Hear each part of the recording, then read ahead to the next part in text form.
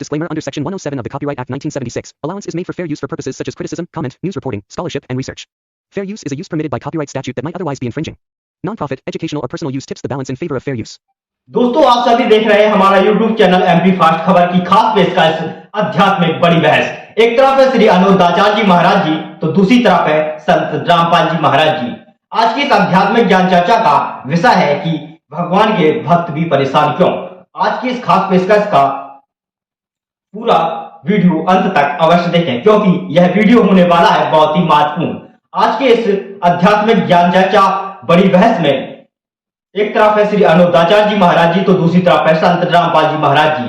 आज की इस आध्यात्मिक ज्ञान चर्चा में आप सभी जानेंगे कि भगवान की भक्ति आराधनाएं तथा भजन कीर्तन करने वाले भी श्रद्धालु दुखी क्यों रहते हैं। क्या कारण है कि भगवान के भक्त भी परेशान क्यों।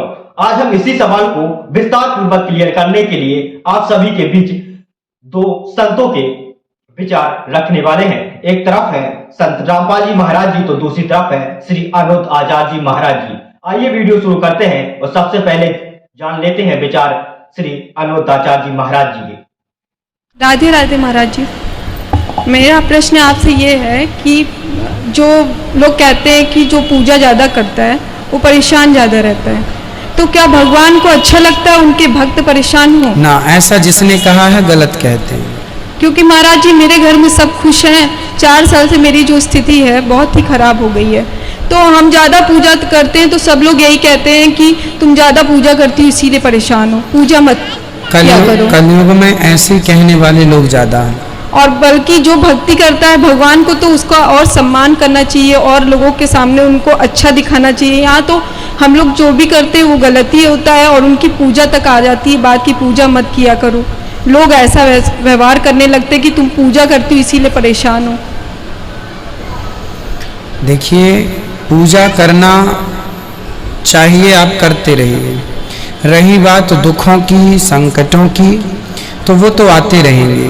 वो तो आपका जो कर्म दंड है किसी जन्म का मिलेगा। महाराज जी मेरा ये प्रश्न है कि कर्म दंड उसी जन्म में दें भगवान जिस जन्म में हमने गलती किया हो। समय नहीं होता ना भाई। किसान आज खेत में बीज बोएगा तो आज ही कैसे हो जाएगी, आप बताइए। ऐसे तो लोग हंसते हैं ना, उनका अपमान करते हैं कि ये पूजा पाठ में रहती है। देखो सुदामा पर भी लोग हंसते थे। सुदामा भी भीख मांगते थे, इतने बड़े भक्त थे। महाराज जी तो क्या भगवान को भी तो दुख होता होगा ना, जो उन्हें चाहते हैं उनको इतनी तकलीफ हो रही है। अगर भगवान, देखो ये बताइए कि आप एग्जाम दे रहे हैं जी, उस समय आप क्वेश्चन का उत्तर, प्रश्न का उत्तर सही लिख रहे हैं या गलत लिख रहे हैं। वहाँ बहुत सारे निरीक्षक लोग रहते हैं, टीचर रहते हैं। वो बच्चों को देखते हैं कि आप सही कर रहे हैं कि गलत, पर वो रोकते नहीं हैं। आप गलत लिख रहे हैं तो भी आप लिख रहे हैं, वो रोकते नहीं हैं। आप सही लिख रहे हैं तो भी वो शाबाशी नहीं देते, पीठ नहीं थपथपाते कि वाह तुम ठीक कर रहे हैं। वो देखते हैं। अब आपकी कॉपी जमा होगी, 15 दिन बाद जो रिजल्ट आएगा उसमें पता चल जाएगा कि आपने सही किया कि गलत। उसी तरह आपका ये एग्जाम चल रहा है, ईश्वर देख रहे हैं चुपचाप, परिणाम थोड़ा रुक के आएगा। दोस्तों, अभी आप सभी ने सुने श्री अनोदाचार्य जी के आध्यात्मिक विचार। आइए आप जानते हैं संत रामपाल जी महाराज जी के विचार। अध्यात्म मार्ग से हम अपरिचित होने के कारण अपने पिता को हम पहचान नहीं पाते, जिसके परिणाम स्वरूप हम साधना करते करते भी इस काल के जाल से हम नहीं निकल पाते।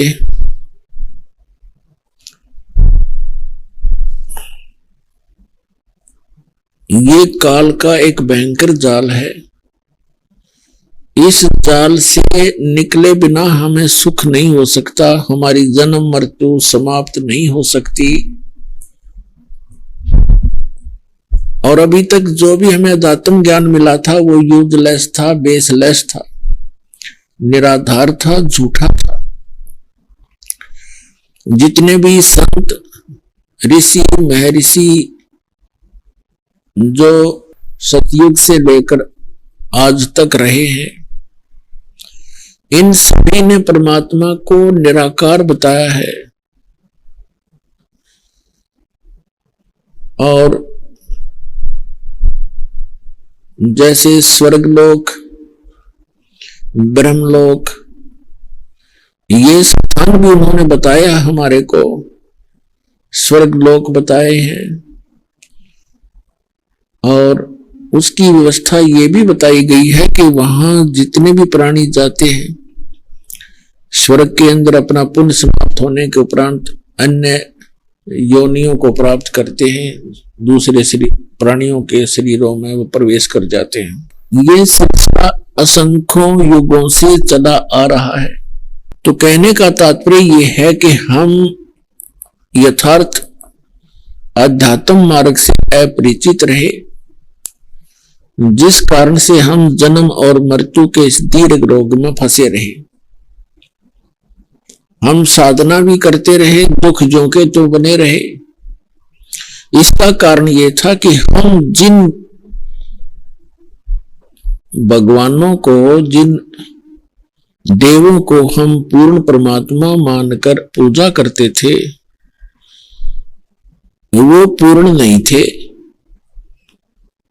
परमात्मा के गुणों में लिखा हुआ है कि परमात्मा मनुष्य के सभी दुखों का निवारण कर देते हैं, और इसी आधार से साधना किया करते थे, इसकी भक्ति करते थे कि आने वाले जीवन में हमारा परिवार सुखी रहे, हम भी सुखी रहें, हमारे ऊपर कोई आपदा ना आवे।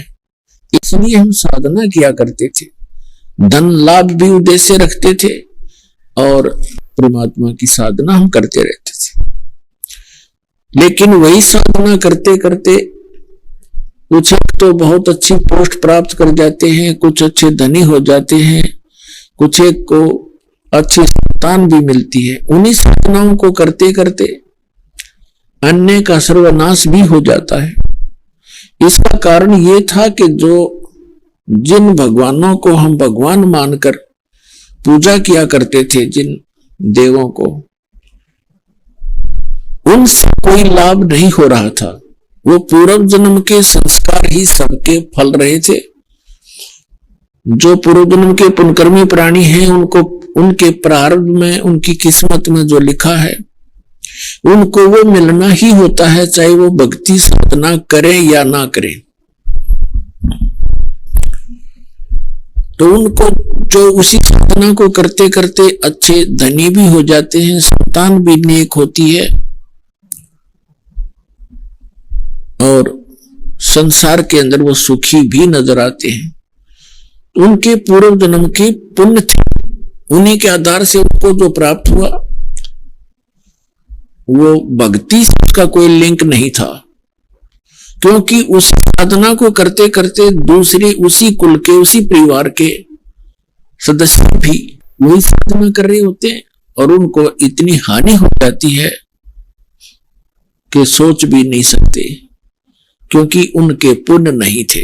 तो यही ज्ञान देने के लिए परमात्मा स्वयं आते हैं कि तुम जिन देवों की, जिन प्रभुओं की पूजा कर रहे हो, उनसे आपको वो लाभ नहीं हो सकता जो श्रीमद् भगवद गीता अध्याय नंबर 18 के श्लोक नंबर 62 में वर्णित है। गीता अध्याय 15 के श्लोक नंबर 4 में वर्णित है। उनमें कहा है कि हे अर्जुन, तू सर्वभाव से उस परमेश्वर की शरण में जा, उसकी कृपा से ही तू परम शांति को और सनातन परम धाम को प्राप्त होगा। तो यहां परमात्मा स्वयं आकर 600 वर्ष पहले ये ज्ञान करा कर गए थे। परमात्मा कहा करते कबीर जी, तीन देव की जो करते भक्ति, उनकी कदे ना होवे मुक्ति।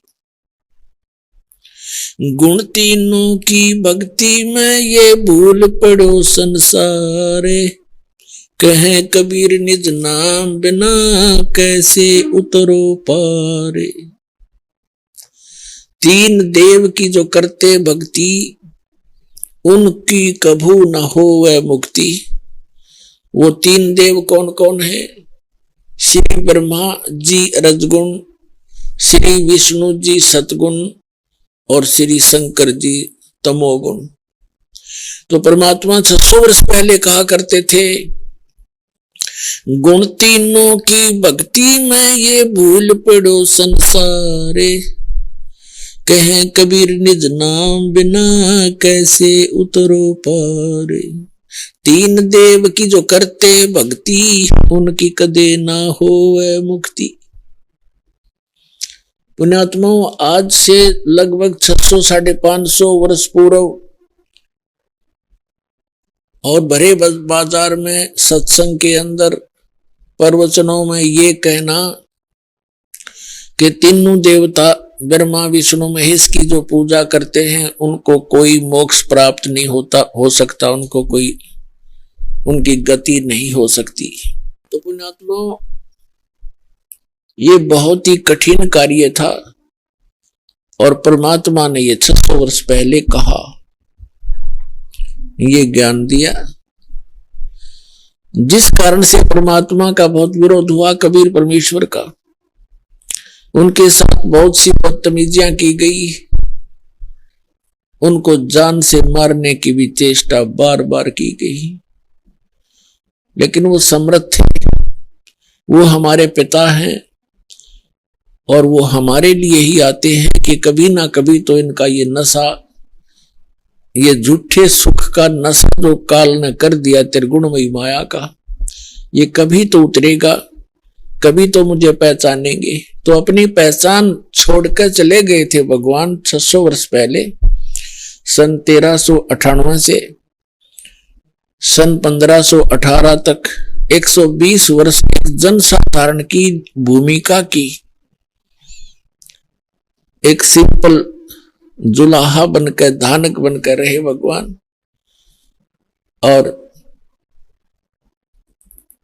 उसी बनारस की कुटिया से असंख्य ब्रह्मांडों का संचालन भी कर रहे थे, प्रत्येक प्राणी की वो सुरक्षा व्यवस्था भी कर रहे थे।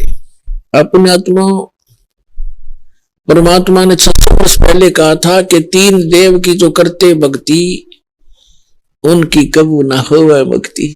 दोस्तों, वीडियो अच्छा लगा हो तो वीडियो से संबंधित अपनी राय हमें कमेंट बॉक्स में अवश्य दें। साथ ही हमारे चैनल को सब्सक्राइब जरूर कर लें। मिलते हैं ऐसे ही वीडियो के साथ नेक्स्ट वीडियो में। तब तक के लिए जय हिंद।